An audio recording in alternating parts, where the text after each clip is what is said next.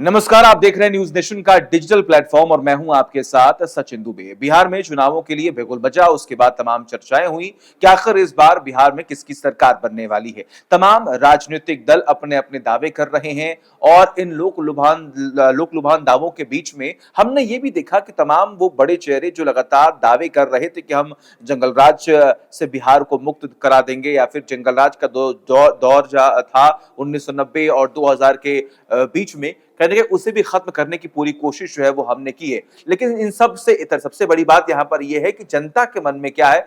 जनता के मन को टटोलने की जब लगातार पूरी कोशिश की जा रही है तो उसमें भी अलग अलग राय जो है वो मिलकर सामने आ रही हैं। लेकिन पिछले 2 से 3 दशक में हमने देखा है कि बिहार की राजनीति के कुछ बड़े चेहरे रहे हैं जो आज भी एक्टिव है, कुछ इस वक्त दुनिया में नहीं है। जैसे कि रामविलास पासवान हो गए, वो इस बीच दुनिया में नहीं है लेकिन उनकी पार्टी जो है वो एग्जिस्ट कर रही है। चिराग पासवान की लीडरशिप में उनकी पार्टी जो है वो चुनाव लड़ रही है। लेकिन उससे पहले अगर हम देखें तो नीतीश कुमार हो गए, लालू प्रसाद यादव हो गए। ये वो 2 बड़े चेहरे जिनके इर्द गिर्द ही चुनाव जो है वो हमेशा हुआ और यही प्रमुख पार्टियां जो है वो रही हैं। लेकिन इस बीच हम ये भी देख पा रहे हैं कि बीजेपी की अपनी रणनीति है। सीट डिवीजन को लेकर भी तमाम चर्चाएं हुई। एनडीए गठबंधन में जो कुछ भी फुटअव्वल था वो देखने को मिला। तमाम चर्चाओं के बाद अभी खबरें ये सामने आ रही हैं कि एनडीए में सीट बंटवारे को लेकर सहमति बन चुकी है। इंडिया गठबंधन में अभी भी खींचतान जो है वो जारी है।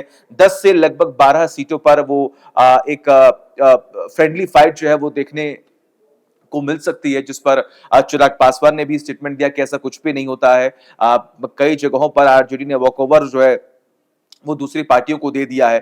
लेकिन इन सब से एक बहुत बड़ा चेहरा जो इस बार बिहार के चुनावों में दावा कर रहा है कि बिहार की सियासत में वो बदलाव लेकर आएगा, बिहार की राजनीति को वो बदल देगा, बिहार के भविष्य को वो एक नया रूप देने की पूरी कोशिश करेगा। बिहार के युवाओं के लिए नए विकल्प के तौर पर क्या वो चेहरा उभर कर सामने आ रहा है, ये वो दावा लगातार कर रहा है वो शख्स जिसका नाम है प्रशांत किशोर, जिनकी पार्टी है जनसुराज पार्टी।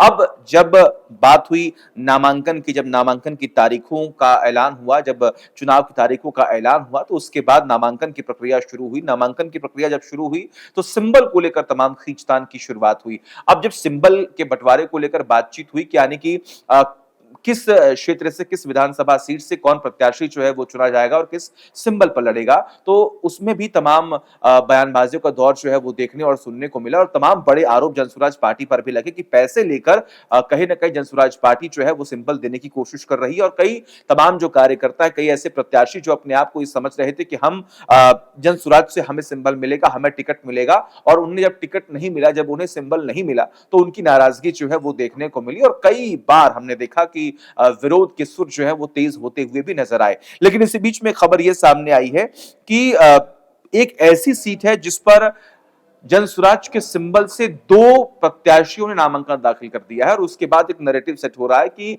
जनसुराज के अंदर भी सब कुछ ठीक नहीं है। वजह क्या है इसके बारे में मैं आपको बताऊंगा।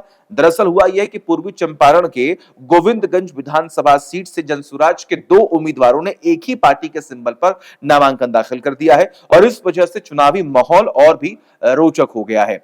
जनसुराज के जिन 2 उम्मीदवारों ने नामांकन दाखिल किया है उनके नाम है कमलेश कांत गिरी और कृष्णकांत मिश्रा। यानी कि ये 2 प्रत्याशी है जिन्होंने एक ही सिंबल पर नामांकन दाखिल कर दिया है। दोनों ने ही दावा किया है कि ये जनसुराज के अधिकृत प्रत्याशी, यानी कि वो जो है जनसुराज के एक ऑफिशियल, जो जनसुराज की तरफ से कहा गया है या फिर उन्हें सिंबल दिया गया है, वो कैंडिडेट के तौर पर इस सीट से चुनाव लड़ने की बात कर रहे हैं।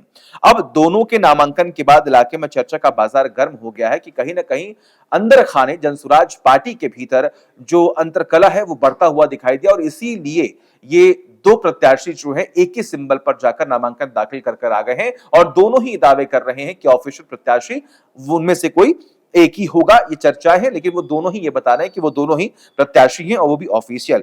लोग यह समझ नहीं पा रहे हैं कि एक ही सीट से 2 उम्मीदवारों को पार्टी सिंबल कैसे मिल सकता है। किसी तकनीकी गलती का नतीजा भी हो सकता है। स्थानीय लोगों का कहना है कि यह मामला पार्टी संगठन की अंदरूनी गड़बड़ी को दिखाता है। हालांकि पार्टी की ओर से अब तक इस पर कोई भी आधिकारिक बयान नहीं दिया गया है, ऐसी भी खबरें सामने आई हैं। अब जरा आपको समझाते हैं इस सीट का समीकरण। जी हाँ, गोविंदगंज सीट है और इसका समीकरण क्या है इसको भी आप जरा समझ लीजिए। यहाँ पर मुकाबला बेहद दिलचस्प हो चला है। वजह, यहाँ लोक जनशक्ति पार्टी यानी कि रामविलास से राजू तिवारी, आम आदमी पार्टी से अशोक कुमार सिंह और जनशक्ति जनता दल से आशुतोष कुमार ने भी नामांकन दाखिल कर दिया है और इसके अलावा कांग्रेस के शशि भूषण राय भी मैदान में है। अब आप खुद सोच लीजिए, पहले ही यहाँ पर 3 से 4 प्रत्याशी हैं और एक ही पार्टी के 2 प्रत्याशियों ने नामांकन दाखिल कर दिया, तो वहां पर चुनाव लाजमी है कि दिलचस्प होता हुआ नजर आएगा। अब जरा मैं आपको बता दूं कि पिछले चुनावों में वहां का रिजल्ट क्या रहा है। पिछले विधानसभा चुनाव में इस सीट से भारतीय जनता पार्टी यानी कि बीजेपी ने जिस प्रत्याशी को उतारा था, जिनका नाम है सुनील मणि तिवारी, उन्होंने जीत हासिल की थी।